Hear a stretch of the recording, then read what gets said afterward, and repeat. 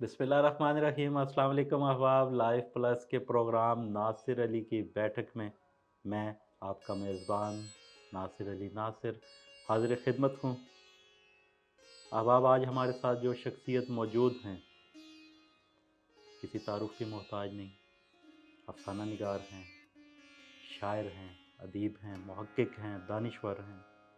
आइए आपकी मुलाकात करवाते हैं मोहतरम जनाब सजाद बलोच साहब। अस्सलाम वालेकुम सजाद भाई। वालेकुम अस्सलाम जी। सजाद भाई कैसे हैं? खैरियत से हैं? अल्लाह का शुक्र है, आप सुनाइए। ठीक हैं आप? अल्हम्दुलिल्लाह अल्हम्दुलिल्लाह। आपका बहुत शुक्रिया, आप लाइफ प्लस का हिस्सा बने। आपकी नवाज़िश जनाब, आपने याद किया, बहुत शाद शुक्रिया रहें, आपका। शाद रहें, आबाद रहें। सजाद भाई, लाइफ प्लस एक ऐसा प्लेटफार्म है जहाँ पे शायर, अदीब, मुहक्किक, आप जैसे सीनियर लोग, समझदार लोग, पढ़े लिखे लोग तशरीफ़ लाते हैं और हम उनसे गुफ्तगू करते हैं। आज आप हमारे पास तशरीफ़ लाए हैं। आप सबसे पहले तो ये बताइएगा, हमारे नाजरीन भी जानना चाहेंगे। बहुत सारे लोग तो आपको जानते हैं, जो नहीं जानते उनके लिए मैं ये एक छोटा सा आपसे एक छोटा सा सवाल। सर, अदबी सफ़र का आगाज़ कब किया और कैसे? बहुत शुक्रिया नासिर भाई।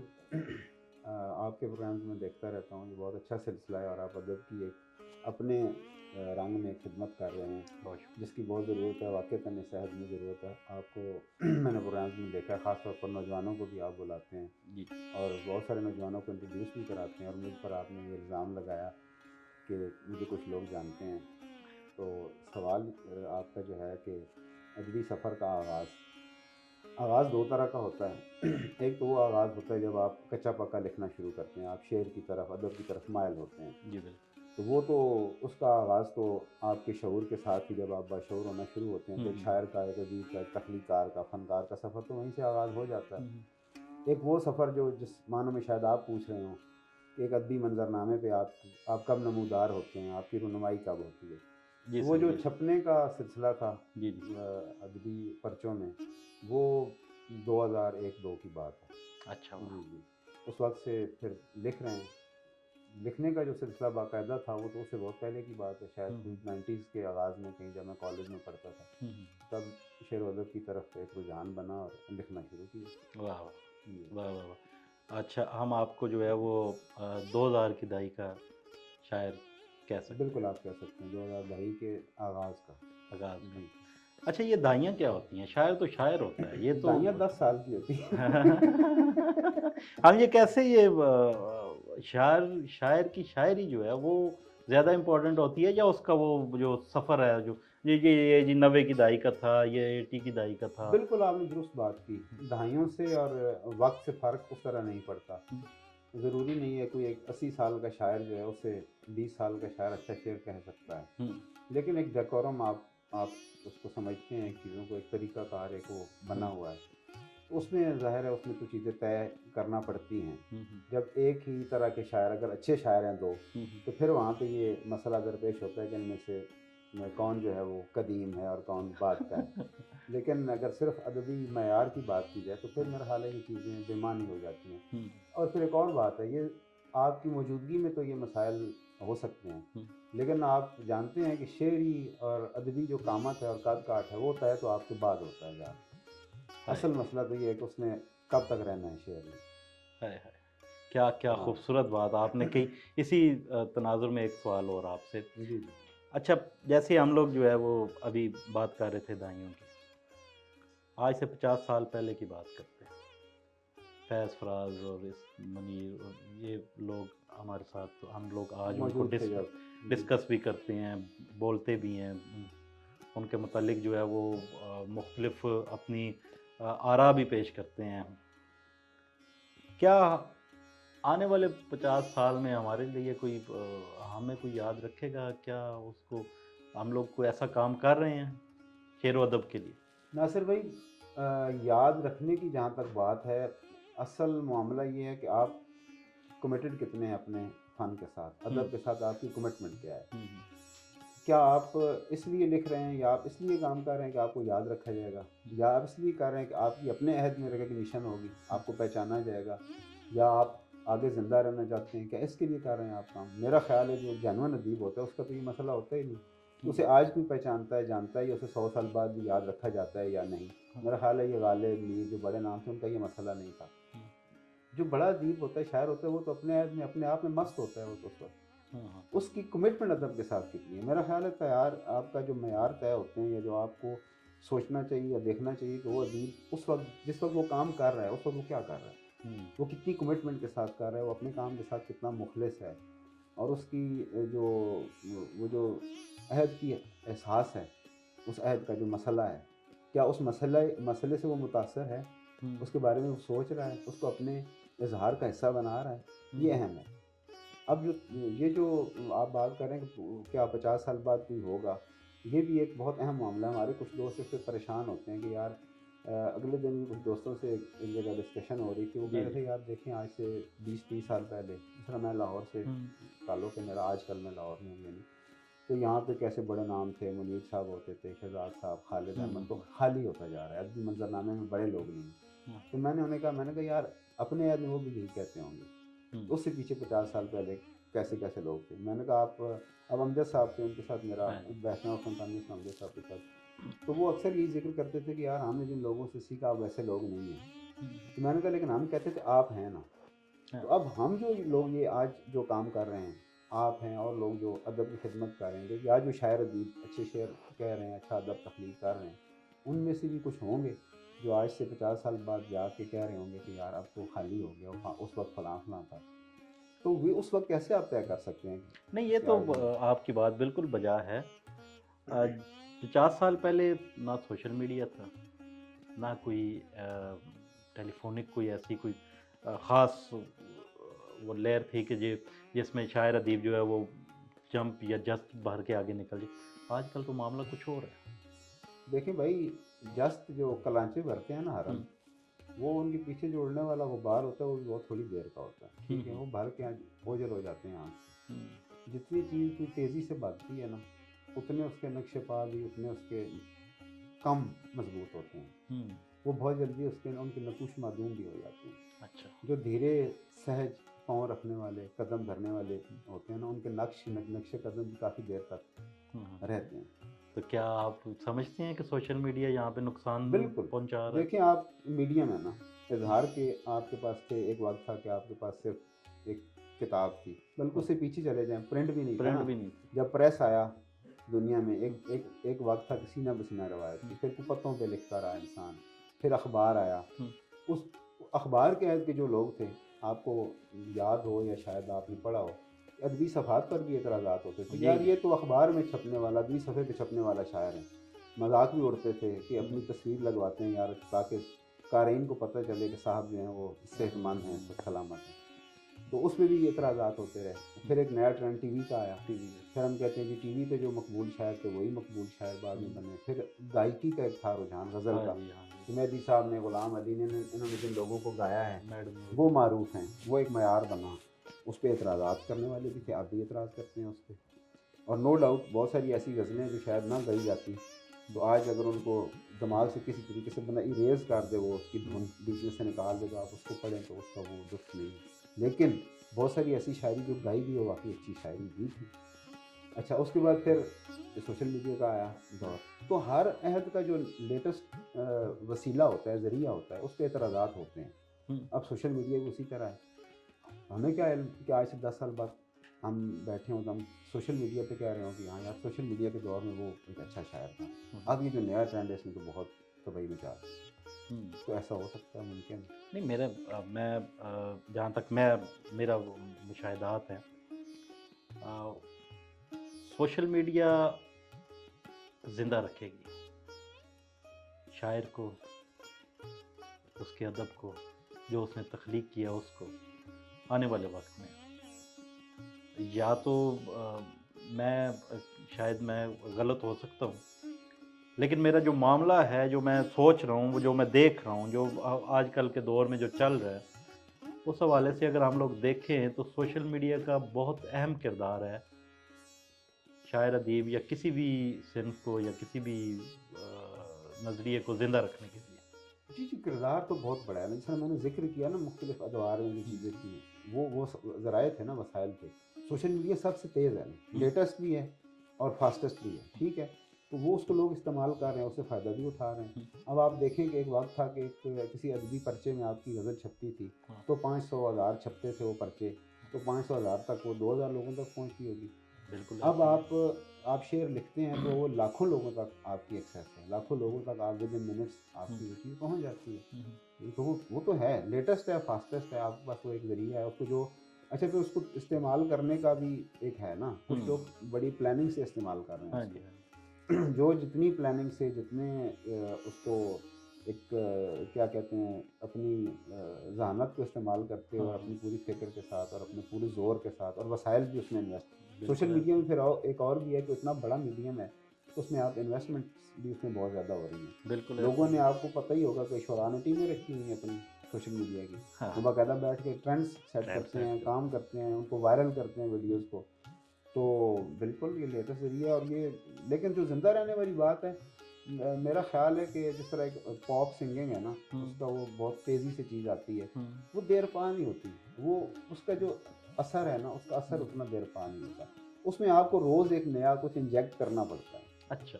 اب آپ دیکھیں نا سوشل میڈیا پہ جو یہ ویڈیوز وغیرہ ان کی شاعری وائرل ہوتی ہے ہمارے دوستوں کی، جی جی، تو وہ جو ان کے آڈینس سے سننے والی ہے وہ ایک ہی شعر کو بار بار کب تک سنیں گے، ٹھیک ہے. تو جب وہ ختم ہو جائے گا، وہ سلسلہ منقطع ہو جائے گا. آپ فیس بک پہ، میں آپ کو ایک چھوٹی سی مثال دیتا ہوں، ہمارے بہت اچھے لکھنے والے، میں نام نہیں لیتا، بہت اچھے شاعر ہیں. جی جی، کسی زمانے میں وہ بڑی ان کی دھوم تھی، فیس بک اور سوشل میڈیا پر بہت دھوم تھی ان کی. وہ کوئی 1 سال 1.5 کے لیے انہوں نے فیس بک اکاؤنٹ بند کر دیا. تو مجھے ایک دن اچانک بیٹھے بیٹھے خیال آیا کہ وہ بندہ کافی دنوں سے دیکھا نہیں، کہیں اس کی ایکٹیویٹی نہیں دیکھی، تو اسے میں فون کروں. میں نے اسے فون کیا تو وہ اس میں بڑی اس کی حالت غیر ہو گئی، یعنی رونے والا ہو گیا. کہتا یار میں واقعی، کہتا مجھے اس 1.5 سال میں 3-4 دوستوں نے فون کیا. تو کیا ہے تو یہ ایک اور یہاں آپ نہیں رہنا ہے ہر وقت. ایک سوال اور پیدا ہوتا ہے سیاض بھائی، جن کی غزلیں گائی گئی، فیض، فراز، منیر صاحب، ناصر کاظمی، محسن نقوی، یہ ان کی غزلیں گائی گئی، اور وہ میں جہاں تک میں سمجھ پا رہا ہوں کہ جن کی غزلیں گائی گئی ہیں وہ زیادہ ان ہیں، اور وہ ان کا نام بھی زیادہ ہے. جن کی نہیں گائی گئیں وہ تو کہیں پیچھے، اور یہی معاملہ آگے بھی ہمارے ساتھ ہونے والا ہے. نہیں ناصر بھائی، بہت سارے شاعر ہیں ایسے جو نہیں گائے گئے. ثروت کو کس نے گایا؟ شکیب جلالی کو کس نے گایا؟ جمال احسانی کو کس نے گایا؟ نہیں گائے گا. منیر ناصر کاظمی کا بھی ایون بہت سارا کلام ہے جو نہیں گایا گیا، اور وہ زیادہ ان میں بہت. جون کو کس نے گایا؟ نہیں گایا گا، لیکن وہ پھر بھی مقبول ہے. تو یہ تو دونوں طرح کی چیزیں. میں نے پہلے عرض کیا کہ جو گائی گئی، گایا گیا کلام، اس میں سے بھی اچھا کلام بھی گایا گیا اور تھوڑا سا کم اچھا کلام بھی گایا گیا، جس کو آپ یہ کہہ سکتے ہیں اگر محتاط بات کریں تو دونوں طرح کی چیزیں ہیں. اور یہ کوئی دلیل نہیں ہے. شعر جس طرح سبتے علی صبا کا شعر ہے، چلیں ایک وہ کہاں پہ، ہاں بالکل گانے آپ کے کی بغیر بات مقبول ہے، بالکل اشعار مقبول ہیں. آپ کی بات بالکل زبردست، ماشاءاللہ. افسانے کی طرف آتے ہیں. بانو قدسیہ اور اشفاق احمد، انتظار حسین اور منٹو، ان لوگوں کے افسانے جو ہیں پکچرائز ہوئے ہیں، آج بھی لوگوں میں زندہ ہیں، دیکھے سنے پڑھے جاتے ہیں، ان کا نام لیا جاتا ہے. جن کے افسانے پکچرائز نہیں ہوئے، ان کے افسانوں کی کتابیں جو ہیں وہ فٹ پاتھوں پہ پڑی ہوتی. کیا وجہ؟ میرا نہیں خیال افسانے پہ پکچرائزیشن کا بھی اثر پڑا ہے افسانے کی مقبولیت پہ. منٹو افسانے پکچرائز ہونے سے منٹو مقبول نہیں ہوا. اچھا، منٹو دیکھیں، منٹو کا افسانہ جو ہے نا وہ ایک کیا کہتے ہیں، تیر کی طرح لگتا تھا جا کے. منٹو نے تو جو آئینہ تھا نا، اس میں آئینہ دکھایا نا، وہ خود بھی کہتا ہے. تو جو سماج کے مسائل ہیں نا، سماج کے جو اصل مسائل ہیں، منٹو نے ان کو بڑی بے رحمی سے اور بڑی بے دردی سے بالکل ننگا کیا اس نے سماج. اب کچھ لوگ، ہمارے ایک دوست ہیں، ان کے ناول چھپا، اس میں انہوں نے بہت زیادہ منٹو کی ٹیکنیک استعمال کی. تو میں نے انہیں یہی کہا، میں نے کہا یار منٹو نے سماج کو ننگا کیا تھا، تم لوگ کسی اور کو ننگا کرنے کے چکر میں، ٹھیک ہے. تو ننگا کس کو آپ نے کرنا ہے؟ آپ نے سماج کو ننگا کرنا ہے یا کردار افراد کو ننگا کرنا ہے، اس کے اندر گندگی دکھانی ہے، خواہشی دکھانی ہے؟ تو میں اس بات سے آپ معذرت کے ساتھ میں اتفاق نہیں کرتا کہ ان کا یہ جو شاعری کا ذکر ہو رہا تھا کہ گائے جانے سے اور جو ذرائع ہیں اور سوشل میڈیا کے اور یہ سارے اس کی وجہ سے مقبولیت، اس پہ میں سہمت ہوں آپ کے ساتھ، لیکن فکشن کے وہ اثرات نہیں ہیں۔ ہاں ڈرامہ دیکھیں، اب اشفاق صاحب کو ریڈیو پہ کام کرنے کی وجہ سے میڈیم تھا نا ان کے پاس ایک بہت بڑا، وہ مقبولیت ملی، ان کے ڈرامے پھر مقبول ہوئے، بعد میں انہوں کے جو ڈراموں پہ انہوں نے کام کیا، پھر ان کے افسانوں کے بھی ڈرامٹائز کیا گیا بعد میں، اور بہت سارے امجد اسلام امجد صاحب نے ڈرامے لکھے خود، تو وہ لوگ جو وہ دونوں چیزیں ایک دوسرے سے کنیکٹ کرتی ہیں نا، اس شہرت سے شاعری کو فائدہ ہوا، شاعری کی وجہ سے ان کو ڈرامے ملے، یہ چیزیں آپس میں بالکل آپ کی بات میں سمجھ گیا، آپ یہ کہنا چاہ رہے ہیں، میں جہاں تک میں سمجھوں کہ سوشل میڈیا اور افسانوں کو پکچرائز کرنے سے انسان کو مقبولیت یا شہرت نہیں ملتی، افسانہ خود اپنا مقام بناتا ہے اور لکھا ہوا جو ہے وہ لوگوں تک پہنچتا ہے، اس کی اپنی ایک اہمیت ہے، سوشل میڈیا کا کوئی کردار نہیں۔ بہت اچھے، آتے ہیں شعر کی طرف۔ شعر انکشاف ہے، شعر کیفیت ہے یا کچھ اور، کیا کہوں؟ بھائی شعر انکشاف بھی ہے، کیفیت بھی ہے، اظہار بھی ہے، محبت بھی ہے، سر بھی ہے، رنگ بھی ہے، غنائیت بھی ہے۔ آپ کتنے دنیا میں حسن کی جتنی تعریفیں ہو سکتی ہیں وہ ساری شعر کی تعریف میں آ سکتی ہیں ساری چیزیں۔ شعر تو شعر کی جو اصل تعریف ہے نا وہ تو ویسی بیسیکلی جو، اور جس سے میں اپنے جو میرا شعری مزاج ہے، جو میرا شعری رویہ ہے، وہ جو عربی میں شعر کی تعریف ہے نا کہ ایک کوئی نقطہ افریدی، ایسی بات جو ہے نا جو سے روایت جو ٹرینڈ سے ہٹ کر ایک ہو، جو قاری سامع یا اس کے لیے ایک حیرت کا پہلو اس کے اندر ہے۔ تو میرے نزدیک جو شاعری کا سب سے بنیادی واسطہ وہ حیرت کا ہے، کہ شعر آپ کو حیران کرے، کیونکہ تخلیقار جو ہے نا دیکھیں جو کائنات کا سب سے بڑا تخلیقار ہے، اس کی ہر تخلیق کے اندر ایک آپ دیکھ کے حیران ہو جاتے ہیں۔ آپ پسو کون کے سامنے کھڑے ہوتے ہیں، آپ 20-25 گھنٹے کا سفر کر کے جاتے ہیں، تھکے ٹوٹے ہارے، لیکن پسو کون پہ آپ کی نظر پڑتی ہے تو آپ جم جاتے ہیں، آپ کہتے ہیں یار کاش میں یہاں خیمہ لگا لوں اور باقی زندگی یہیں گزار۔ وہ جو تخلیق کا گرینجر ہے نا، وہ جو حیرت آپ کو ہوتی ہے، وہ شعر بھی جو ہے نا وہ آپ کو حیران اگر نہیں کرتا تو پھر مکھی تو مکھی مار رہے ہیں۔ کیا کہنے ہیں سجاد بھائی، کیا خوبصورت آپ نے شعر کی تعریف۔ یہ تو حیرت والا معاملہ، تو یہ جو چونکانے والا معاملہ یہ کیا ہے؟ مظفر اقبال صاحب نے میری پہلی کتاب جو تھا طیب کے بادشاہ کا آغاز یہیں سے کیا تھا کہ یہ شاعری حیران کر دینے والی اور پریشان کر دینے والی۔ یہ جو حیرانی اور پریشانی تک تو بات ٹھیک ہے، چونکانا جو ہے نا شاعری کو اخبار کی سرخی نہیں ہوتی، ٹھیک ہے کہ خبریہ شاعری نہیں، ہاں شاعری شام کا اخبار نہیں ہوتا، اور کچھ لوگوں کے لیے واقعی ایسے اخبار ہی ہوتا ہے، وہ آکر کی طرح اپنی شاعری کا شور بھی آوازیں بھی لگاتے پھرتے ہیں سڑکوں پہ، اور بسوں کے شیشے نیچے کرا کے بتاتے ہیں کہ یار اخبار لے لو۔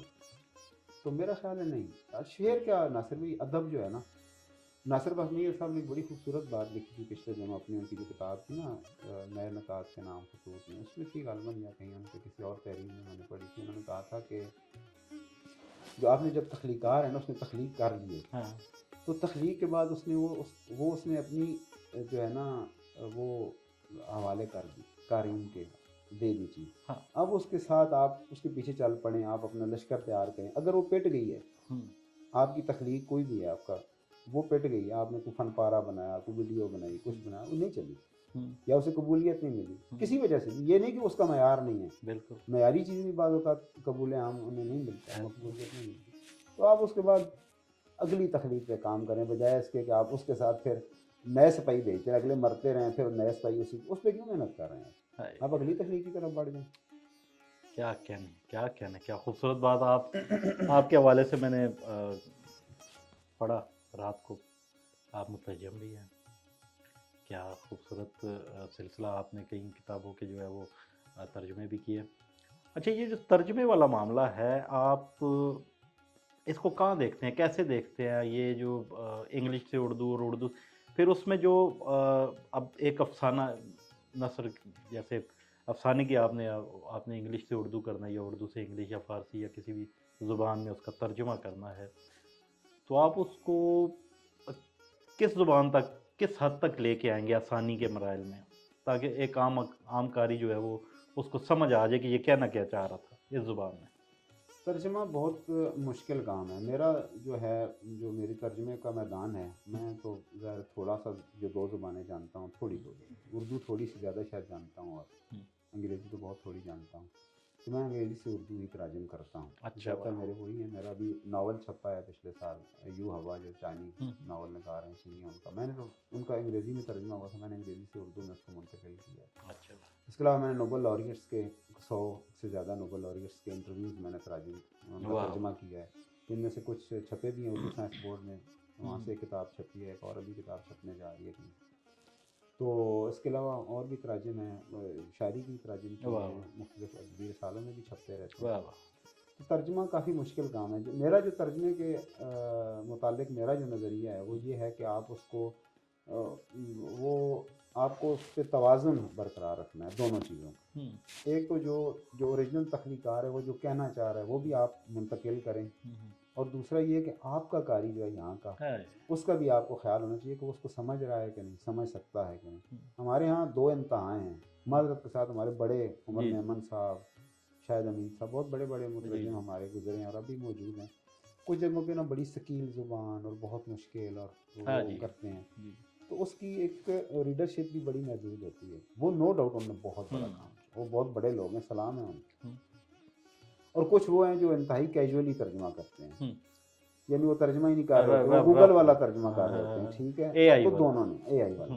تو یہ چیزیں بین ہوتی ہیں کہیں، چیزیں ایسے نہیں ہوتی، بلیک اینڈ وائٹ نہیں ہوتی کہ آپ یہ کر رہے ہیں یا یہ کر رہے ہیں، وہ بیچ میں کہیں کچھ ہوتا ہے. تو اوریجنلٹی ہوتی ہے، اس لیے توازن کا آپ خیال کریں. میری ایک جیسے آپ اس کا ماشاءاللہ اس کا انگلش میں جو آپ ترجمہ کرتے ہیں کسی غزل کا یا کسی نظم کا، آپ اس کو حالانکہ انگلش کا اچھا انگلش سے اردو اچھا انگلش میں جو خیر وہ سٹریس ٹو سٹریس ہی چلتا ہے معاملہ جو ہے وہ وزن والا، یہاں پہ آپ کیسے اس کو؟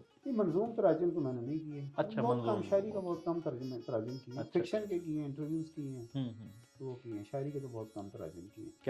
کیا کہنے آپ ایک ادارہ بھی چلا رہے ہیں، اکادمی ادبیات لاہور سیٹ اپ. بھائی میں تو نہیں چلا رہا ہوں، ادارہ تو سرکاری ہے.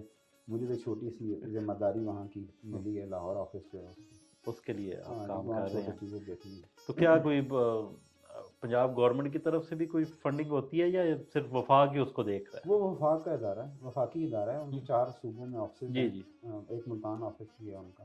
تو وہاں پہ تھوڑی بہت ادبی سرگرمیوں کو ذرا بہتر کرنے کے لیے مجھے حکم دیا گیا. مین چیئر پرسن ہے، تو میں نے کہا چلو دیکھ لیتے ہیں معاملات. اچھا، یہ کوئی اعزازی جاب ہوتی ہے؟ یہ اس میں کوئی سیلری پیکج کچھ نہیں ہوتا، اعزازی ہوتا ہے. آپ ایک ادب کی خدمت کے لیے، واہ واہ واہ واہ. اور اس دور میں بھی ایسے لوگ موجود ہیں ناظرین کے جو بغیر معاوضے کے اور بغیر کسی اپنے ذاتی مفاد کے وہ ادب کی خدمت کرتے ہیں. سجاد بلوچ صاحب ہمارے ساتھ موجود ہیں. سجاد بھائی، ایک آخری چھوٹا سا سوال، پھر ہم آپ سے شاعری سنیں گے. تنقید جو ادبی حلقوں میں ہوتی ہے، جو مختلف پلیٹ فارمز پہ بھی ہوتی ہے، آپ اس سے بھی کوئی اپنا نقطہ نظر آپ کا ہے کوئی، یا آپ کوئی الگ نظریہ رکھتے ہیں، یا اسی سے ہی مطمئن ہے جو ہو رہی ہے؟ وہ کسی نے پوچھا تھا فیض صاحب سے کہ ملک کیسے چلے گا آگے، آپ کیا دیکھ رہے ہیں؟ انہوں نے کہا ایسے ہی چلتا رہے گا. تو یہ ایسے ہی چل رہا ہے سارا، جس طرح پہلے چل رہا تھا اس طرح ابھی آگے بھی چلتا رہے گا. تنقید جو ہمارے یہاں اوورآل تنقید کا وہ ایک بحران آپ کہہ لیں کہ واقعتاً تنقید آپ کے پاس اب اس طرح نہیں ہے، نقاد اس لیول کے موجود نہیں ہیں. بہت بہت تھوڑے لوگ ہیں جو کام کر رہے ہیں، اور اس کا جو والیوم ہے وہ بھی بہت کم ہے تنقید کا رہ گیا. تو حلقوں میں تو ظاہر ہے پھر جب آپ کے پاس بڑے نقاد موجود تھے، وہ حلقوں میں جاتے تھے، باقاعدہ نشستوں میں موجود ہوتے تھے، تو وہاں حلقہ کے اندر تخلیقات پر کی جانے والی تنقید کا معیار بھی اور ہوتا تھا. اچھا، تو اب نصابی قسم کی اور تاثراتی تنقید، بلکہ تاثراتی تنقید تو ہوتی نہیں ہے، تاثراتی مضامین ہوتے ہیں. پھر ہم بھی دوستوں کے لیے دیکھ لیتے ہیں اور ان کو تنقید سمجھا جاتا ہے. کچھ لوگ سمجھتے ہیں تنقید کچھ اور چیز ہے، وہ بڑا سنجیدہ کام ہے. بڑا کیا کہنے، بہت خوبصورت بات. نوجوان نسل جو آگے آئے گی، جو آپ کو یاد رکھے گی، جو آپ کو سنے گی، کہ کچھ سپارک دیکھ رہے ہیں ان میں، شعر و ادب میں نئے لکھاریوں میں؟ بار کو بہت ہے. اگر آپ لیکن افسوس کی بات یہ ہے کہ اس وقت جو سارا سپارک ہے اس کا فوکس صرف غزل پر ہے. اچھا. شاعری میں بھی صرف غزل پر ہیں، باقی بھی ادب کی اصناف ہیں، اس طرف آپ کو اتنا زیادہ نظر نہیں آتا. اچھا، ان کا آپ رجحان، یہ کہنا ایک چاہ ٹرینڈ رہے ہے ہیں. نا، ایک ٹرینڈ نظر ہاں، آ رہا غزل کے علاوہ جو ہے وہ اور بھی ہاں، اصناف ہیں جن میں نظم ہے، ہے، نازم ہے، آزاد نظم ہے، بالکل بالکل. اور نثری نظم بھی ہے. جی جی، نثری نظم تو کچھ لوگ کر رہے ہیں کیونکہ وہ ایک سہولت بھی تو آپ کو فراہم کرتی ہے. جن کی اس طبع کا موضوع نہ ہو وہ نثری نظم ایسے لوگ بھی جیسا ہیں. کہ ہماری شاعری جو ہے وہ جہاں موسیقیت ختم ہوتی ہے وہاں شاعری تو ختم ہو جاتی ہے. جی جی، اور ہمارے تہذیبی جو سلسلہ ہے نا، ہمارا برصغیر کا سندھ ہند کی جو تہذیب ہے، اس کے اندر آپ شعر سے غنائیت کو اور اس کو وزن کو اور رزم کو الگ نہیں کر سکتے. کیا کہنے، بہت کم وقت موجود ہے ہمارے پاس اس وقت، جو میں تو چاہتا ہوں کہ مزید اس کو آگے چلایا جائے. کچھ غزلیں بھلا ہو آپ کا جو چاک دامانی سمجھتے ہیں، واہ واہ. بھلا ہو آپ کا جو چاک دامانی سمجھتے ہیں، وگرنہ لوگ اس وحشت کو ریانی سمجھتے ہائے ہائے، واہ واہ واہ واہ واہ. بھلا ہو آپ کا جو چاک دامانی دامانی سمجھتے ہیں، وگرنہ لوگ اس وحشت کو ریانی بریانی سمجھتے سمجھ. واہ واہ. ہیں. ہماری صورت حالات ایسی ہے کہ اب جس دن ہاں. ہماری صورت حالات ایسی ہے کہ اب جس دن نئی مشکل نہیں پڑتی تو آسانی سمجھتے ہیں. واہ واہ واہ واہ واہ. کیا کہنے، کیا کہنے. ہماری صورت حالات ایسی ہے کہ اب جس دن واہ، نئی مشکل نہیں پڑتی تو آسانی سمجھتے ہیں. کیا کہنے، کیا کہنے. تو اتنے آئینوں کے سامنے کیوں خار ہوتا ہے، آہا. تو اتنے آئینوں کے سامنے کیوں خار ہوتا ہے، ہمیں مل ہم تیری آنکھوں کی حیرانی سمجھتے ہیں. کیا کہنے ہیں، کیا کہنے. واہ واہ واہ. قیامت واقعی کوئی میری بستی پہ ٹوٹی ہے، آہا. قیامت واقعی کوئی میری بستی بستی پہ ٹوٹی ہے، جو زندہ بچ گئے ہیں خود کو لافانی سمجھتے ہیں. کیا کہنے ہیں، کیا کہنے. واہ واہ واہ. میں اپنے خواب بس دو چار لوگوں کو سناتا ہوں، واہ. میں اپنے خواب بس دو چار لوگوں کو سناتا ہوں، وہی دو چار جو میری پریشانی سمجھتے ہیں. واہ واہ واہ واہ. کیا کہنے، کیا کہنے. کیا کہنے ہیں، کیا کہنے ہیں. سجاد بلوچ صاحب، آپ کا بہت شکریہ. آپ لائف پلس کا حصہ بنے، تشریف لائے لاہور سے. یہ ہمارے لیے اعزاز کی بات ہے. شاداب رہیں. آپ کا شکریہ ناصر بھائی، بہت اچھا لگا آپ سے مل کر، آپ سے بات کر کے. بہت شکریہ. بہت محبت آپ کی، بہت محبت آپ کی. جی ناظرین، آپ نے سجاد بلوچ صاحب کو سنا، ان کی شاعری سنی. ان کے کچھ تحفظات بھی ہیں تراجم کے حوالے سے، افسانے کے حوالے سے، کچھ نئے لکھنے والوں کے حوالے سے. اپنی رائے کا اظہار ضرور کیجیے گا. ملتے ہیں نئے مہمان کے ساتھ، نئے سوالات کے ساتھ. تب تک کے لیے اپنے میزبان ناصر علی ناصر کو اجازت دیجیے. اللہ نے کے بعد.